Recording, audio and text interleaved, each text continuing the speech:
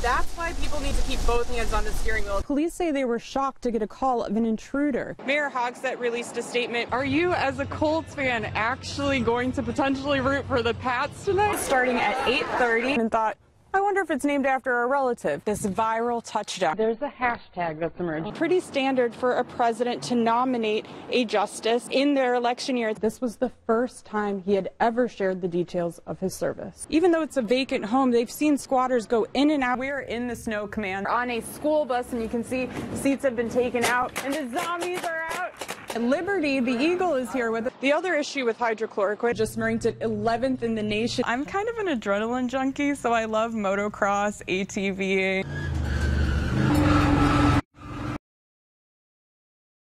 I watched this man die. I was the one that was recording the whole thing. It was a pain so palpable. And everybody gasped. I feel, I don't know how to feel. It could be felt miles away. Numb. And it started me thinking, why? It's not right. Things need to be fair, and we need to be treated equally now. For those of us who are older, it was Rodney King. But for the younger generation who's grown up with social media at their fingertips, it's George Floyd, Breonna Taylor, Tamir Rice, Mike Brown, and so many more. It's getting worse and worse every day.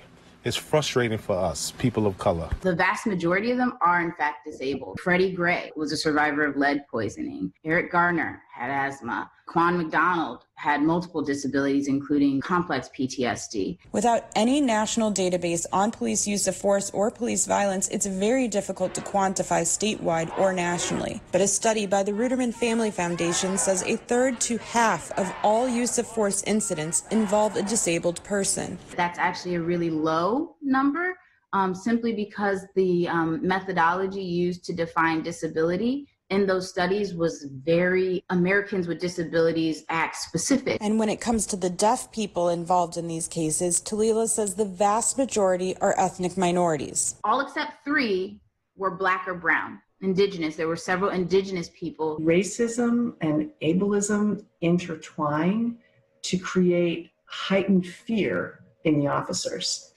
There's the perception that someone who is a person of color is more dangerous. There's a perception that someone who not responding the way they would expect them to respond or is behaving differently than they would expect them to behave is dangerous. And that creates the response. And courts have too often said, well, you know, rational fear, maybe it was okay. They get away with it. Debrica says she's only interacted with police officers who were doing their job and upholding the law. Very calm, relaxed. I always tell them I'm deaf. I get my paper and pen to write. IMPD does not receive training for interactions with the deaf or hard of hearing. They have interpreters when needed, and all officers are trained in crisis intervention. They're trained in how to intervene and de-escalate in situations. Debrica says knowing that racism and ableism are very real and rampant. Do you realize that you are a Black deaf male and you're out in the world? Anything can happen to you, and I'm scared. Because I'm your mom and I can't hear. A mother can't help but worry about her son. Using a tank as a shield, these civilians in Mosul were rescued by the Iraqi military and volunteers. And for many residents, this is what survival looks like. The battle to retake the old city from Daesh is becoming the deadliest in the 8-month offensive to recapture Iraq's second-largest city. A lot of the old city has been destroyed. It's the last district under Daesh control in Mosul, and is home to some of the city's most crowded neighborhoods.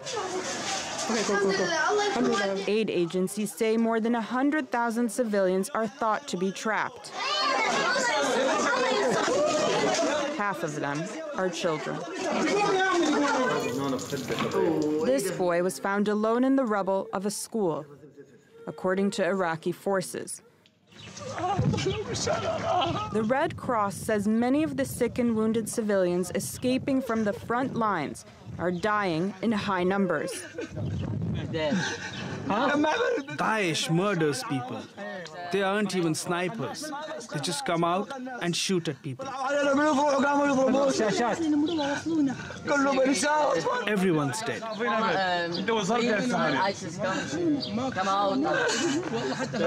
My 2 girls were also killed in the street.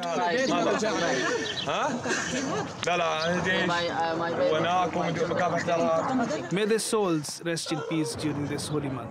Oh God, please rescue us. The Iraqi army says there are no more than 300 Daesh fighters left in Mosul, down from nearly 6,000. May God curse Daesh. May they all die. On Wednesday, U.S.-led forces said Daesh blew up a mosque that had stood in Mosul for 8 centuries. The terrorist group denies this. The historic Great Mosque of El-Nouri is where Daesh leader Abu Bakr al-Baghdadi gave a speech in 2014 asserting himself as spiritual leader. Iraqi and American officials now say he's hiding on the Iraqi-Syrian border. Back in Mosul, Iraqi forces say the battle for the city could be over within the next few days. But the rebuilding of the city will take much longer. And some things will never be the same again. Sarah Jones, TRT World. If you look behind me, you'll see silver containers, big ones. Those are burial bins. If you talk to residents in Andrews, a lot of them will say it's ironic that the abandoned automotive factory that they believe is at the heart of the issue of the contamination for their drinking water is now used as a storage place for burial bins. So my name is David E. Smith.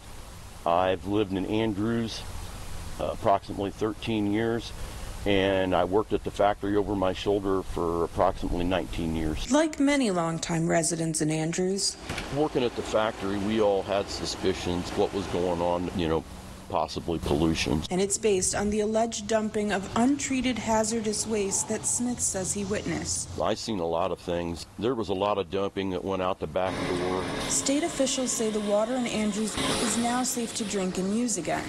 But in June, the town says the level of the carcinogen vinyl chloride found in their drinking water was more than 10 times the maximum contaminant level approved by the federal government. It's the silent enemy because you can't smell it, you can't taste it. But 13 years ago, Smith thought the tap water didn't taste right. Bitter, like cough syrup. So Smith started drinking bottled water to protect himself. When I was diagnosed with prostate cancer, that was the shocker for me. 2018 was the year that changed his life. 44 sessions of radiation therapy. Difficult. Every day it's looking you right in the face.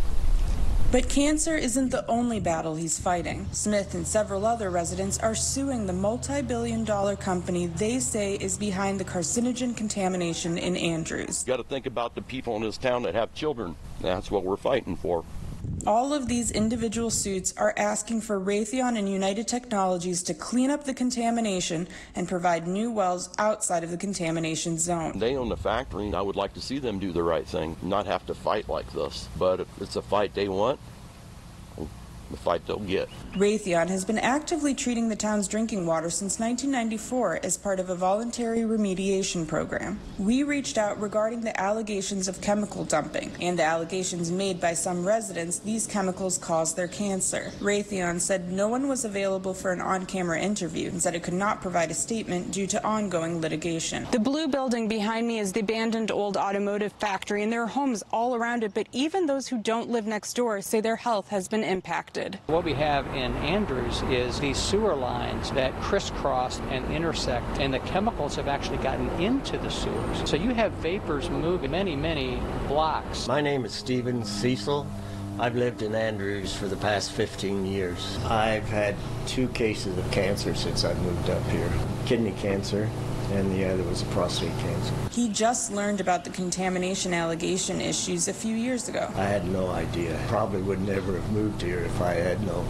Cecil says he's lucky to have caught both cancers early and is now in remission. Whether it caused mine or not, it could cause other people the same problems. A longtime resident I spoke to off camera said they wanted to show me something. We started out here by the abandoned old automotive factory. Drove around to the wells, they're not that far away.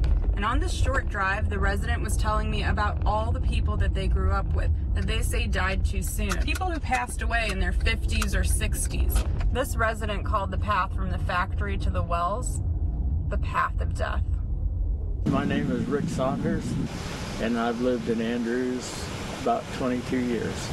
Rick Saunders says he has no problem using the town's water to bathe and cook. I've used the water all these years, and what damage I have, it's already done. Rick was diagnosed with a blood disorder after moving to Andrews. Myelodysplastic syndrome. Saunders says Raytheon installed the system in his basement less than 5 years ago. It has a pipe that leads to the outside of the house. I wasn't real sure what was going on, but I was happy that if there are vapors coming up through the ground, that they were sealing my basement. The system was installed before he knew about the alleged severity of the contamination issue in Andrews. These vapors have been coming up through the ground probably ever since I lived here. We asked Raytheon how it decides when and why to install these systems. Raytheon said it had no one available for an on-camera interview and it could not provide a statement due to ongoing litigation. Saunders says he can't afford leaving the place he's called home since the 90s, but he's trying to do whatever he can to make it safer for others.